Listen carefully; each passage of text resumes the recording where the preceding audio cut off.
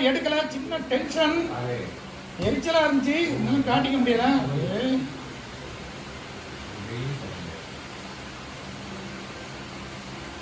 எடுப்பானா மாட்டானான்னு தெரியல, தப்பா இருக்கு. டயலாக் வேணா சார், உங்க கணக்குப்படி அவன் எடுக்கணும். போகமா எடுக்கல, என்ன பண்ணலாம்? என்னங்க போன் எடுத்தாரா இல்லையா? ரிங் போயிட்டே இருக்கு, எடுக்க மாட்டேங்கிறாரு.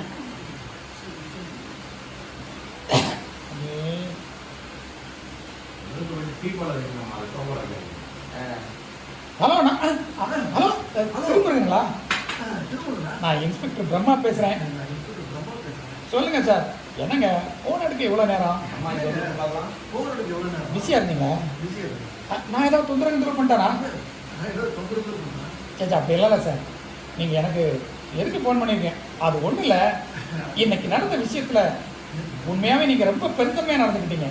வேற சொல்லுங்கள், உங்கள் தங்கச்சி வாழ்க்கையை பற்றி மட்டும் யோசிக்காம என் பையன் வாழ்க்கையை பற்றி யோசிச்சு எனக்கு பெரிய உதவி பண்ணியிருக்கீங்க. அம்மா இந்த மாதிரி இந்த பாருங்க, ஒரு புக்கு பாருங்க, இவங்க 2 பேரையும் பாருங்க. உண்மையிலே உங்களுக்கு பெரிய மனசு தான் சார். பரவாயில்ல சார், அதெல்லாம் இருக்கு. இப்போ பேசுது இல்லை இல்லை, செஞ்சது மன்னிக்க முடியாத தப்பு. அவனை நான் அடிச்சு கண்டிச்சிட்டேன், இருந்தாலும் மனசு இன்னும் உறுத்திக்கிட்டே இருக்கு. இதை பத்தி என் ஒய்ஃப் கிட்ட பேசினாங்க, அவங்க அவனை பயங்கரமா கண்டிச்சாங்க. ஆனா பாதிக்கப்பட்டது உங்க வீட்டு பொண்ணு. என் பையனால உங்க வீட்டுல எல்லாரும் ரொம்ப மனசு சங்கடத்துக்கு ஆளாயிருப்பாங்க. அதான் உங்க குடும்பத்துல எல்லாரையும் சந்திச்சு உங்க எல்லார்கிட்டையும் நாங்க மன்னிப்பு கேட்கணும் விரும்பலாம். என்ன சார், அதெல்லாம் இருக்கு சார், முடிஞ்சு போச்சு, விட்டுடுங்க, நான் பேசுகிறேன். ஐயோ அப்படியெல்லாம் விட முடியாது சார். நாங்க பொண்ணை பெற்றவங்களா இல்லைன்னாலும் நாங்க செஞ்ச தப்பு மனசாட்சி அப்படியே குத்தி கிழிச்சுக்கிட்டு இருக்கு. என் பையனும் என் வைஃபும் ரொம்ப வேதனைப்படுறாங்க. உங்களை சந்திச்சு உங்ககிட்ட பேசணும், உங்ககிட்ட மன்னிப்பு கேட்கணும்னு நினைக்கிறாங்க. தயவு செஞ்சு நீங்க வேணான்னு மட்டும் நிராகரிச்சாதீங்க. உங்க வீட்டுக்கு வர எங்களுக்கு பர்மிஷன் கொடுத்தீங்கன்னா ஒரு 10 நிமிஷம் உங்க எல்லாரையும் பார்த்து மனசார மன்னிப்பு கேட்டு கிளம்புவோம். என்ன சார் இவ்வளவு தூரம் கேட்குறீங்க? உங்க வீட்டில் வைஃபையும் உங்க பையனையும் கூட்டிட்டு ரொம்ப சந்தோஷம். நீங்க உங்க வீட்டு அட்ரஸை என் நம்பருக்கு அனுப்பி வச்சிருங்க. நாங்க வரோம், நம்ம நேரில் சந்திப்போம். சரி சார். என்னங்க என்ன சொல்றான் ஆளு? முதல்ல வீட்டுக்கு வர சொல்றதுக்கு தயங்கதான் செஞ்சான். விடுவேனா? பேசி சம்மதிக்க வச்சுட்டல, அட்ரஸ் அனுப்பி வைக்கிறேன்னு சொல்லியிருக்கான்.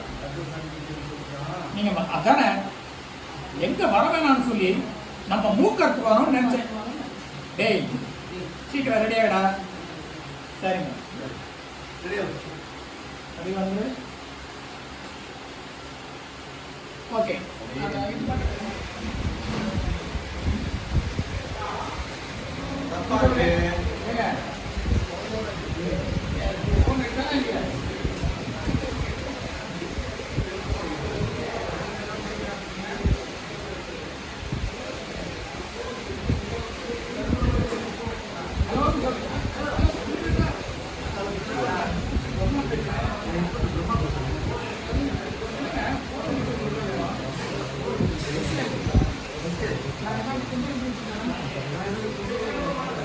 அதெல்லாம் ஒன்றும் இல்லை சார். சார் ஒன்றும் இல்லை, சார்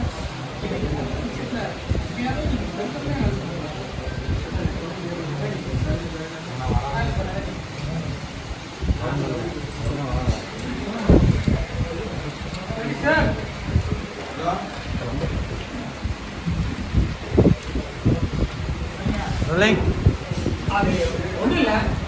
இன்னைக்கு நடந்த விஷயத்துல உண்மையாவே நீங்க பெருந்தன்மையா நடந்துட்டீங்க.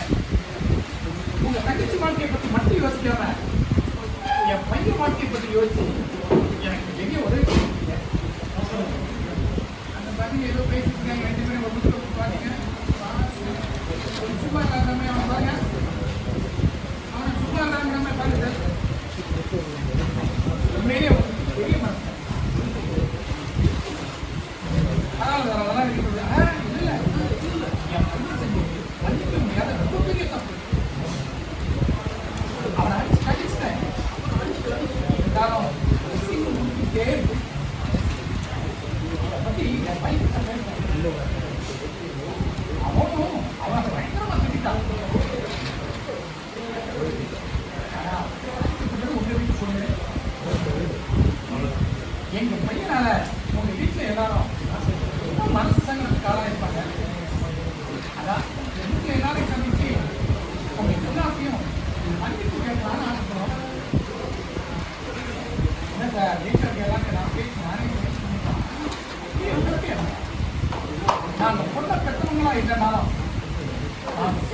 என்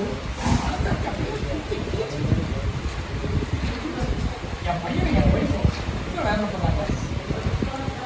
உங்களை சந்திச்சு உங்கள்கிட்ட பேசுவோம். கண் அனுப்புறாங்க.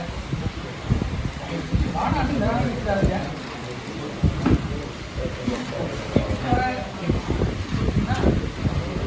10 நிமிஷம் இவங்க எல்லாரையும் பார்த்து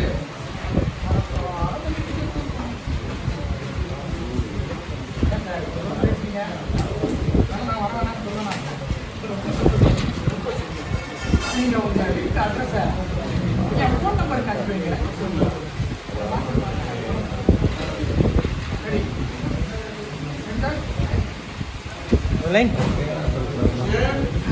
ரொம்ப சந்தோஷம். உங்க வீட்டு அட்ரஸை என் ஃபோன் நம்பருக்கு அனுப்புவீங்க. நாங்கள் வரோம். சரி சரி.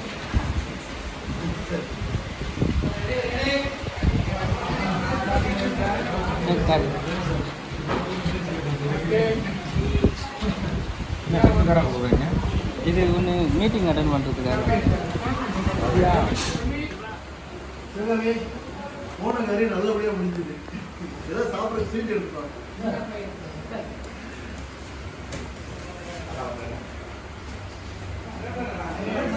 சந்தோஷமா இருக்கு சார். என்ன ஒரு நடிப்பு.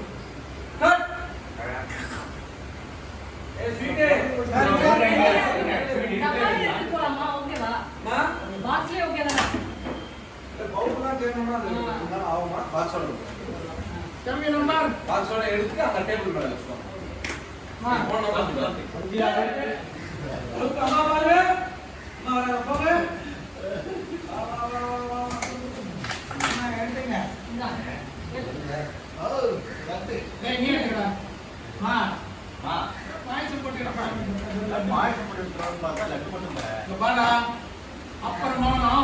எல்லாம் நல்லபடியா முடிஞ்சிச்சு. ஆட்டப்பட்டு இருக்காதீங்க. இன்னைக்கு நடந்த சம்பவத்துக்கு இதுவே அதிகம். ஓகே அடுத்து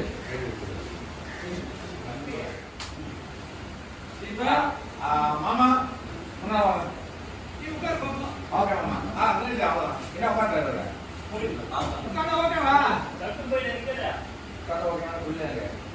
ஏன்னா அடுத்த ஒரு டைலாக்ல எந்திரிக்க வச்சுருவேன். ஓகேதான் ஓகேதான் ஓகே ரெடி. ஓகேதான். யாரெல்லாம் ரெடி. யாரெல்லாம் அம்மா மட்டும்தான். இவட சாரு சார் ஆல்ரெடி எந்திரிச்சாரானே? சார் ஆல்ரெடி எந்திரிச்சாரு. ஆமா அவர் க்ளோஸ் எந்திரிச்சாரு. ஓகே ரோ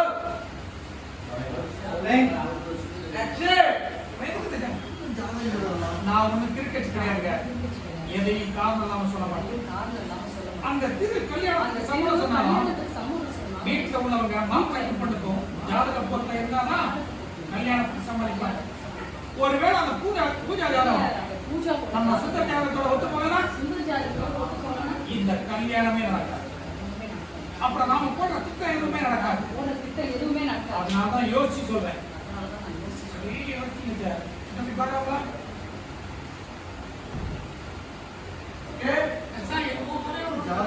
நான் ஒன்னும் கிரிக்கெட் கிடையாது. காரணம் சொல்ல மாட்டேன். கல்யாணத்துக்கு சம்மதம் வீட்டுல உள்ளவங்க ஒருவேளை அந்த பூஜை ஜாதகம் நம்ம சுத்த ஜாதகம் இந்த கல்யாணமே நடக்காது. அப்புறம் நாம போடுற திட்டம் எதுவும் நடக்காது. அதனாலதான் யோசிச்சு சொல்றேன். சொல்லுமா நீ சொல்ற மாதிரி ஜாதகம் பார்த்தா இந்த கல்யாணம் நடக்காதா? அந்த பூஜை படிவாங்க முடியாதா? பூஜை படிவாங்க முடியாது.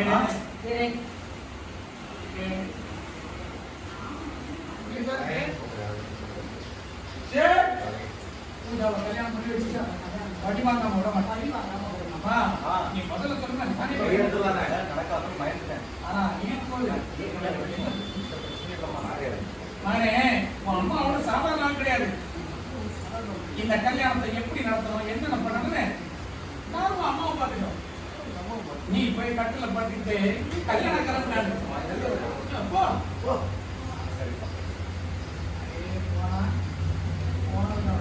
ஏங்க நான் சொன்னதை மாதிரி ஜாதகத்தை சீக்கிரமா கேட்டு வாங்க. அப்பதான் அடுத்த வேலையை ஆரம்பிக்க முடியும். புரியுது சிவகாமி, நீ சொல்லிட்டல சொல்லு. மற்ற விஷயத்தெல்லாம் பாத்துக்க.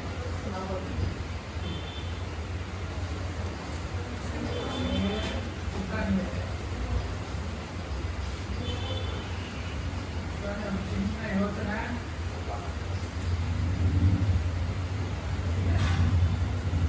Okay. Okay.